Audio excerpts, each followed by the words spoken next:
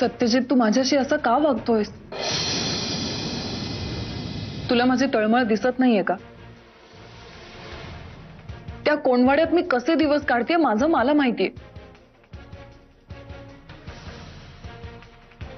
एखाद्या गुलामासारखं वागवतो तो सुहास मला.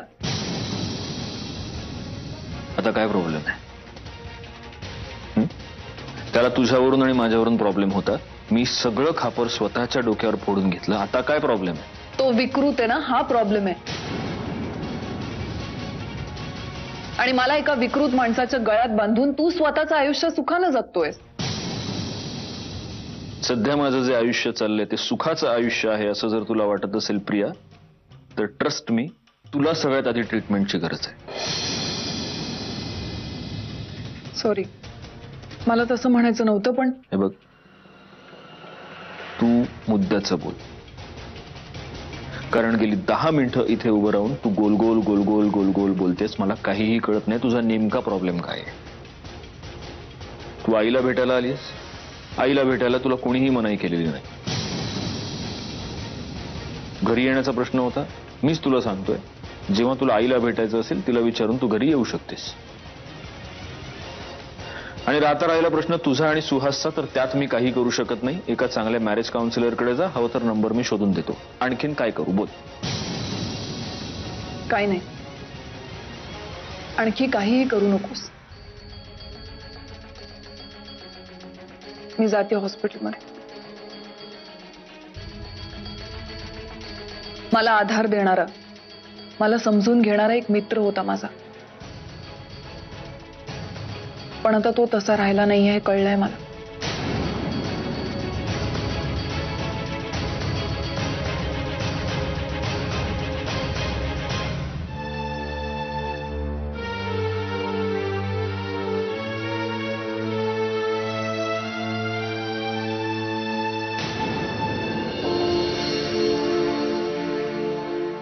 या. बाबा नाही आहेत का?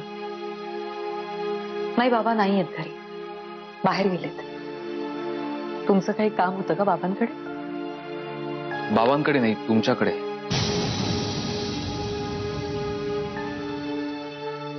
पण सत्यजितला काहीही झालेलं नाहीये हे मला माहीत असून देखील मी ते तुम्हाला कळू दिलं नाही. ही माझ्या हातून खूप मोठी चूक झाली आहे. पण सत्यजितने हे सगळं. भाऊजी प्लीज, या सगळ्या विषयावर बोलण्याची माझी अजिबात. वहिनी एक मिनिट, माझं आधी ऐकून घ्या. सर्वात आधी जाणत्या अजाणतेपणी माझ्या हातून जी चूक झाली आहे त्याबद्दल प्लीज मला माफ करा. सत्यजितचा आणि तुमचा घटस्फोट होणं हे मुधोळकरांकडे देखील कोणालाच नको. सत्यजितला देखील त्याच्या चुकीचा पश्चाताप झालाय. तो पश्चातापाच्या आगीत होरपळतोय, अगदी हतबल आणि हताश झालाय. आणि सध्या मुधोळकरांच्या घरात काय परिस्थिती आहे याची तुम्हाला जाणीव आहे. तुमचं असं घर सोडून जाणं, मावशीचा अपघात होणं, या सगळ्यामुळे ते घर मोडकळीस आलंय. वहिनी, तुमची गरज आहे त्या घराला. भाऊजी, या सगळ्याला खूप उशीर झालाय. आता त्या वाटेवरून मी केव्हाच पुढे निघून गेले. आता पुन्हा माघार घेणं नाही जमणार मला. फिरून विचार करायचा म्हटलं तरी मागचे सगळे कडवट प्रसंग नजरेसमोर येतात माझ्या आणि मन उद्विग्न व्हायला होता. साहजिकच आहे. पण तुम्ही सत्यजित सोबत जे काही सुखाचे क्षण अनुभवले असतील त्या क्षणांसाठी का होईना परत एकदा विचार करा. आणि वहिनी, मला एक कळतं की जशी प्रत्येक चूक माफ केली जाऊ शकत नाही, तसंच एखाद्या चुकीला फार मोठी शिक्षा दिली जाऊ नये. तुमचं सत्यजित पासून दूर जाणं आणि तुम्ही सत्यजित पासून वेगळं होणं ही शिक्षा सत्यजितसाठी फाशीच्या शिक्षेपेक्षा कमी नाहीये. भाऊजी, मी तुम्हाला या आधीच सांगितलंय, या सगळ्या गोष्टींना खूप उशीर झालाय. आता एकच चूक वारंवार करण्याची त्यांची सवय आयुष्यभर जाणार नाही. आतापर्यंत मी पण खूप सहन केलं, पण मी सुद्धा आयुष्यभर या सगळ्या गोष्टी नाही सहन करू शकणार. वहिनी, पण मला विश्वास आहे की यापुढे सत्यजित असा कधीही वागणार नाही. असाच विश्वास याआधी मला सुद्धा वाटत होता त्यांच्याबद्दल. पण त्याचा काही उपयोग झाला नाही ना. सगळं मुसळ केरात केलं. वहिनी, आशा सोडली की मग कुठल्याच गोष्टीला काहीच अर्थ राहत नाही. पण मला अजूनही असंच वाटतंय. मला याबद्दल काहीच वाटत नाही आता भाऊजी. असं समजा की सगळ्या आशा अपेक्षा सोडून दिल्यात मी. तुमच्या भावना मी समजू शकतो वहिनी, पण एक गोष्ट तुम्हाला आवर्जून सांगावीशी वाटते की याआधी देखील आपलं या गोष्टीला खूप उशीर झालाय, यावर बोलणं झालंय. पण सत्यजितचा ऍक्सिडेंट झालाय हे जेव्हा तुम्हाला कळलं तेव्हा तुम्ही किती बेचैन झाला होता. शिवाय त्यावेळी तुम्हाला हे देखील जाणवलं होतं की अजूनही तुमचं त्याच्यावर किती नितांत प्रेम आहे. आणि सत्यजितला सुद्धा एवढंच हवं होतं की त्याच्यावरच्या तुमच्या प्रेमाची जाणीव तुम्हाला पुन्हा एकदा व्हावी. मला वाटतं की तो यात यशस्वी झालाय. कोणी तुमचं त्याच्यावर तेव्हा सुद्धा नितांत प्रेम होतं, आजही आहे. फक्त आज सत्यजितच्या चुकांकडे बघताना तुम्ही त्या प्रेमाकडे डोळेझाक करताय.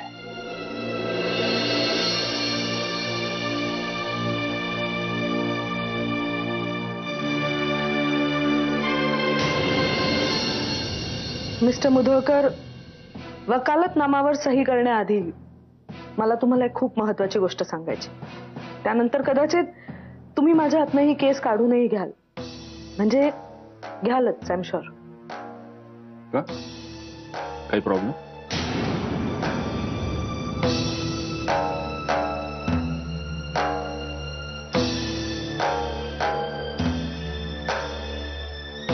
माझे वडील तुमच्या सासऱ्यांचे मित्र आहेत आणि तुमच्या बायकोचे ऍडव्होकेट आहेत.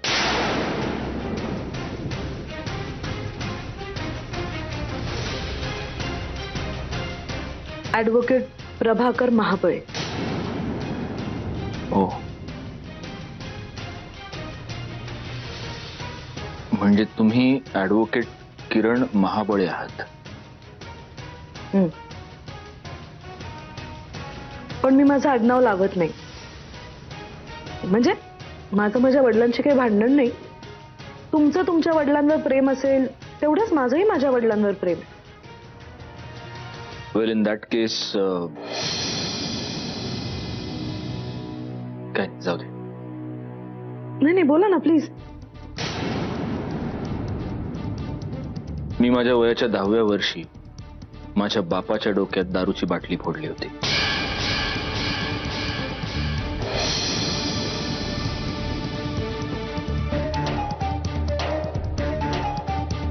नाही म्हणजे तसं नाही. सर्वसामान्यपणे एखाद्या मुलीचं आपल्या वडिलांवर जेवढं प्रेम असेल तेवढं माझंही माझ्या वडिलांवर प्रेम आहे. मी आडनाव लावत नाही, त्याला प्रोफेशनल कारण आहे. मग माझ्याकडे जे क्लायंट्स येतात ना ते ऍडव्होकेट प्रभाकर महाबळेच्या मुलीकडे येतात, ऍडव्होकेट किरणकडे येत नाहीत. And there is nothing in this world that I hate more. So म्हणून. पण काल जेव्हा मला हे सगळं कळलं तेव्हा मला असं वाटलं की आता सगळंच बदललंय ना. म्हणजे माझ्या वडिलांविरुद्ध कोर्टात उभं राहण्याची माझी अॅम्बिशन आहे, पण तुमच्या मनात शंका निर्माण करून मला माझी अॅम्बिशन पूर्ण करायची नाही. सो नाही, माझ्यासाठी काहीच बदलत नाही. सगळ्यात पहिली गोष्ट म्हणजे ज्या ऍडव्होकेट करमरकरांनी तुमचं नाव रेकमेंड केलंय त्यांना मी खूप मानतो. दुसरी गोष्ट म्हणजे तुम्हीच स्वतःहून समोरून ही गोष्ट अत्यंत ट्रान्सपरंटली मला सांगितली. यातच सगळं. आणि अगदी खरं सांगू का मॅडम, काल इथे तुमच्या ऑफिसमध्ये माझ्या आणि मंजिरीच्या संसाराबद्दल सगळ्या आठवणी मी मी तुम्हाला सांगितले. ते सगळे क्षण पुन्हा जगताना खूप त्रास झाला.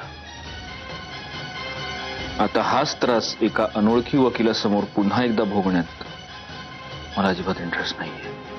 तेवढी शक्तीच नाहीये माझ्या अंगात. सो तुमचा वकालतनामा जर तयार असेल तर तुम्ही सांगाल तिथे सही करायला मी तयार आहे. ओके.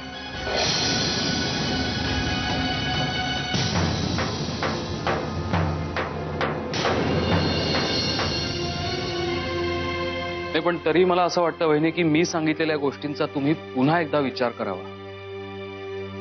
कसला विचार करायला सांगता व्यंगराव? अरे बाबा, केव्हा आलात? तुम्ही सत्यजित रावांची स्तुती करत होता तेव्हाच. स्तुती वगैरे नाही बाबा, मी फक्त एवढंच सांगत होतो की त्या माणसाबद्दल तुमच्याशीच काय कोणाशीच बोलण्याची माझी इच्छा नाहीये. हे मी तुम्हाला एकदा सांगून देखील तुम्ही वारंवार तोच का विषय काढत असता व्यंगराव. तो माणूस इतक्या खालच्या थराला जाऊन वागला ना की त्याचं वकीलपत्र देवाने जरी घेतलं तरी सुद्धा माझं समाधान होणार नाही. बाबा, प्रश्न समाधानाचा नाहीये, त्या दोघांच्या संसाराचा आहे आणि शुभ्राचा आहे. माझ्या मुलीला आणि तिच्या मुलीला सुद्धा पोसायला मी समर्थ आहे. जर त्रास माझ्या मुलीला झाला तो माझ्या नातीला होऊ नये, बस एवढीच खबरदारी मला घ्यायची. पण यानं सगळ्यांनाच वेदना होणार आहेत बाबा. मंजिरी वहिनींना, तुम्हाला, मला, सत्यजितला. भलतंच कळवळ आहे तुम्हाला तुमच्या मित्राचा. फक्त त्याचा नाही, मंजिरी वहिनींचा सुद्धा. राखी बांधून घेतो मी त्यांच्याकडून. तेव्हा भाऊ म्हणून माझं एक कर्तव्य आहे की त्यांच्या भल्यासाठी मी पुढाकार घ्यावा. तिला काडीमोड मिळणं याच्यातच तिचं भलं आहे. आणि आता तिनं काय करावं याचा निर्णय तिलाच घेऊ दे. तेच तर मी सांगतोय. व्यंगराव, तुम्हाला मी मुलासारखा मानतो म्हणून तुमचा अपमान नाही करू शकत. पण तुम्ही त्या माणसाची बाजू घेऊन बोलता मला नाही पटत. बाबा, किती झालं ना तरी मी आधी त्याचा मित्र आहे.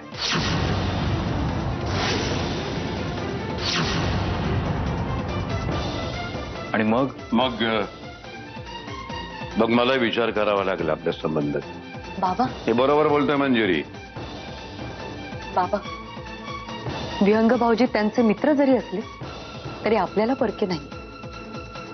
उगाच त्यांचा राग तुम्ही भाऊजींवर नका काढू. बाबा, मी सत्यजितला खूप जवळून ओळखतो. झाल्या गोष्टीचा त्यालाही पश्चाताप आहे. आणि मला एवढंच म्हणायचं की या सगळ्याची कुठून तरी नव्याने सुरुवात करायला हवी. घटस्फोटाचा टोकाचा निर्णय घेतला जाऊ नये एवढंच मला मनापासून वाटतं. निर्णय घेतला गेलाय व्यंगराव. आता फक्त औपचारिकता बाकी आहे. आणि तुम्हाला तुमच्या मित्राचं इतकं कनवळ असेल, त्याचं भलं भाव असं वाटत असेल तर तुम्ही त्याला सल्ले देऊ शकता. आम्हाला त्याची गरज नाही. आणि हो, त्यापुढे सत्यजित हा विषय घेऊन इथे येण्याची गरज नाहीये. त्याच्यासोबत तुमचा सुद्धा पाणवता राहू शकतो.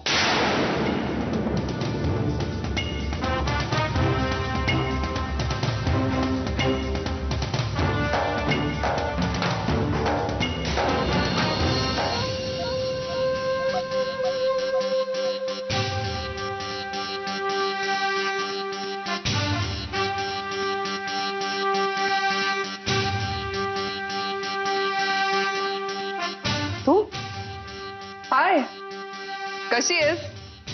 आणि बाळ कसं आहे? इथे कशाला आलीस तू? तुला माहितीये तुला इतक्या वेळा या घरातनं हाकलून दिलंय तरी तुझ्या डोक्यात प्रकाश पडत नाही का ग? कशाला परत परत स्वतःचा अपमान करून घ्यायला येतेस इथे? नेत्रा, टाकीचे घाव सोसल्याशिवाय देव पण येत नाही अगं. देव पण? साधी माणुसकी तरी आहे का ग तुझ्यात? एक नंबरची अवसान घातकी आणि नालायक बाई आहेस तू. तुला जे बोलायचंय ते बोल, कारण मला त्यांनी काहीच फरक पडणार नाही. निर्लज्ज आणि कोडगी सुद्धा आहेस, माहिती की मला. माहितीये ना, मग कशाला नादी लागतेस माझ्या? नको बोलत जाऊ माझ्याशी.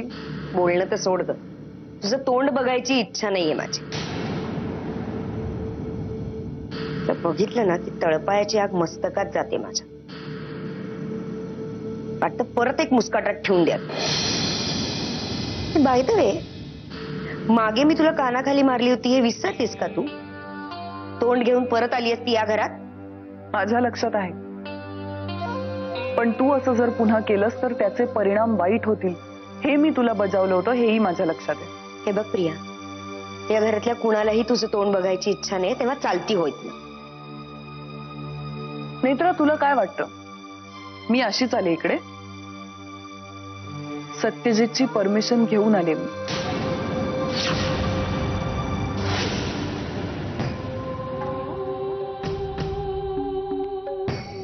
सो तुला जर माझं तोंड बघायचं नसेल ना तर तू इकडनं निघ.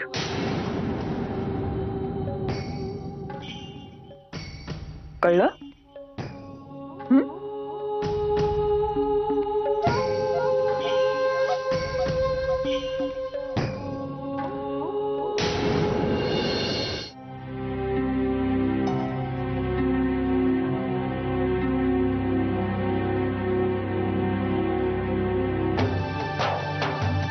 सत्यजित, तू अजून गेली नाहीस पुण्यात? नाही, मावशीला हॉस्पिटलमधून बघून आल्यानंतर मला काही सुचतच नाहीये. सत्यजित, मला तुझ्याशी बोलायचंय. काय?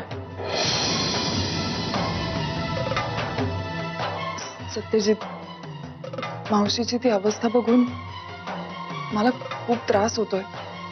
मनाला कसं समजावू तेच कळत नाही. इकडनं परत गेल्यानंतर मला एकटीला राहवणारच नाही तिकडे.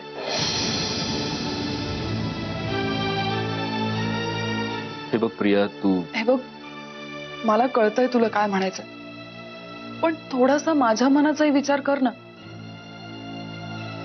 सत्यजित, आजपर्यंत मला काहीही दुखलं खुपलं तरी मावशीने माझी इतकी काळजी घेतली.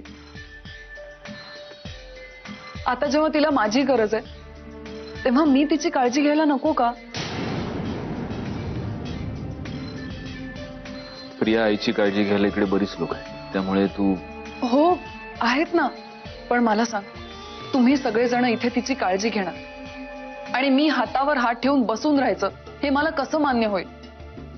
प्लीज सत्यजित, मलाही तिची सेवा करायची संधी हवी आहे. प्रिया, तू प्रेग्नंट आहेस. तुला तुझी आणि तुझ्या बाळाची काळजी घेतली पाहिजे. तुला ही धावपळ नाही झेपणार, त्यामुळे निदान तुझ्या बाळासाठी तरी तू... सत्यजित, मी तुझं काहीही ऐकणार नाही. मी सगळं मॅनेज करीन. मी स्वतःची काळजी घेईन, बाळाची सुद्धा काळजी घेईन. पण प्लीज मला इथे येत राहू दे. हवं तर मी तुझ्यासमोर हात जोडते.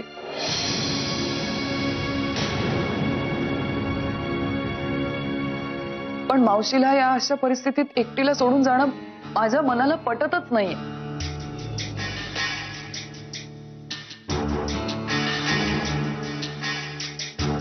प्लीज.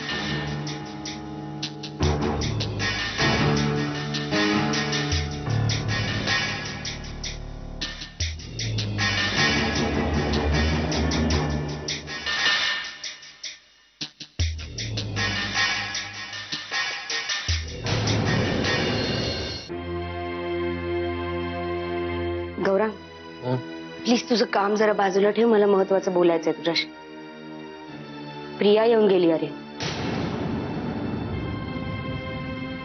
काय? प्रिया? तर परत कशासाठी? दादांसमोर नवीन नाटकं करण्यासाठी आणि पुन्हा एकदा या घरात शिरायचा प्रयत्न करण्यासाठी. दुसरं काय येतं तिला? इतक्या वेळेला अपमान करून तिला या घरातनं हाकलून दिलंय तरी परत येते निर्लज्जासारखी. मस्ती जिरत नाही तिची. रोज नवीन नवीन कट कारस्थानं शिजत असतात तिच्या त्या सडलेल्या मेंदूत. नेत्रा, तू जरा शांत हो. अरे कशी शांत हो गौरा? तिने आजपर्यंत जे काही कुभांड रचले ते माझ्या समोर मी अगदी जवळून बघितलंय तिला. फक्त दादांनाच नाही, या घरातल्या प्रत्येक माणसाला फसवलंय तिने. आणि आता तर काय, मंजिरी वहिनी या घरातनं गेल्यामुळे स्वर्ग अगदी 4 बोटं उरलाय तिला. पुन्हा एकदा या घरात यायचा रस्ता मोकळा झालाय असं वाटायला लागले तिला. अरे वा, हा असा कसा रस्ता मोकळा झाला? अरे गौरंग, तुला कळत कसं नाहीये? जोपर्यंत दादांना तिचं खरं रूप कळणार नाही तोपर्यंत तिचं या घरात येऊन अशीच ढोंग करणं चालूच राहणार आहे. नेत्रा, मी काय म्हणतो हे बघ, तू स्वतःला एवढा मनस्ताप करून घेण्यापेक्षा सरळ दादाला जाऊन सगळं सांग. ऍटलीस्ट तुझ्या मनावरचं ओझं तरी कमी होईल. प्रश्न माझ्या मनावरचं ओझं कमी होण्याचं नाहीच आहे. तर आता त्या नतद्रष्ट बाईमुळे पुन्हा एकदा या घराची सुख आणि शांती आणखीन बिघडू नये ना, एवढीच माझी इच्छा आहे. नेत्रा, मला कळते तुझं म्हणणं, म्हणूनच तुला सांगतोय की दादाशी बोलून तरी बघ. ऍटलीस्ट बघ तो काय म्हणतोय ते. जा आत्ता बोल त्याच्याशी.